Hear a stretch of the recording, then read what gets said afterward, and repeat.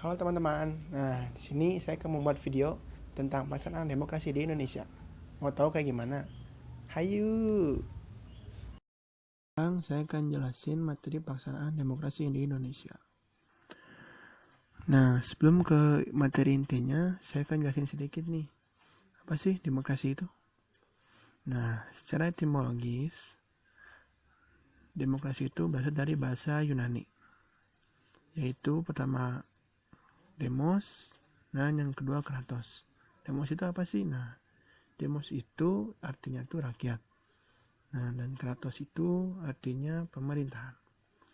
Nah, di situ kita dapat disimpulkan nih bahwa demokrasi itu adalah pemerintahan yang dijalankan oleh rakyat baik secara langsung maupun tidak langsung setelah melalui proses pemilihan umum atau kita sebut di Indonesia pemilu. Nah, kata kuncinya di sini demokrasi itu adalah kekuasaan dari rakyat. Dan yang kedua ada rakyat yang berkuasa. Sekarang saya akan menjelaskan materi intinya nih, yaitu pelaksanaan demokrasi di Indonesia. Ada 4. Nah, yang pertama ada demokrasi liberal pada tahun 1945 sampai 1999. Nah, ada beberapa poin di demokrasi liberal ini. Yang pertama, setelah proklamasi kemerdekaan Republik Indonesia pada tanggal 17 Agustus 1945, ada sejumlah peristiwa penting nih, yaitu disahkannya Undang-Undang Dasar 1945 sebagai Undang-Undang Dasar Negara Republik Indonesia. Kemudian disahkannya Pancasila sebagai Dasar Negara Republik Indonesia. Kemudian ditetapkan Soekarno-Hatta sebagai Presiden dan Wakil Presiden Republik Indonesia.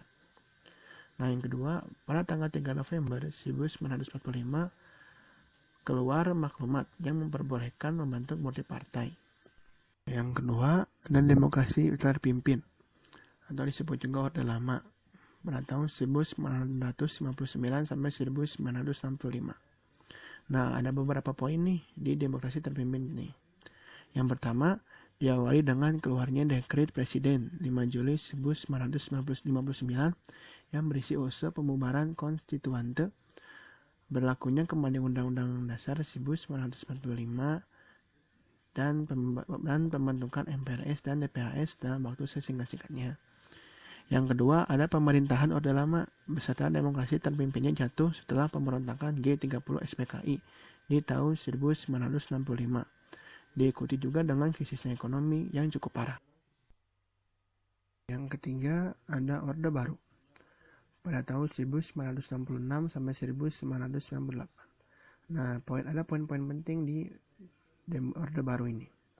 Yang pertama, sejak tahun 1966, Soeharto sebagai pengemban Super Semar atau Surat Perintah 11 Maret memegang kendali kekuasaan dan menyebut pemerintahannya sebagai Orde Baru dengan tekad melaksanakan Pancasila dan Undang-Undang Dasar 1945 sebagai secara murni dan konsekuensinya. Nah, yang kedua, ada krisis ekonomi melanda ke Indonesia pada pertengahan 1997. Yang ketiga, Soeharto mundur sebagai Presiden Republik Indonesia pada tanggal 21 Mei 1998 setelah memperoleh desakan luar biasa dari segenap rakyat. Nah, yang keempat, B.J. Habibie yang menjabat Wakil Presiden saat itu ditunjuk sebagai Presiden hingga sidang umum MPR tahun 1999. Yang keempat adalah era reformasi tahun 1998 sampai dengan sekarang. Ada poin-poin penting yang terjadi di era reformasi ini. Yang pertama, reformasi terlahir sebagai anti klimaks pemerintahan Soeharto yang berkuasa selama sekitar 32 tahun.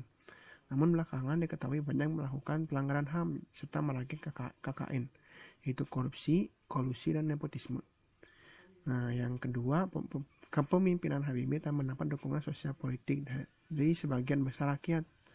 Melalui pemilu berikutnya, Kiai Haji Abdurrahman Wahid terpilih sebagai Presiden Republik Indonesia.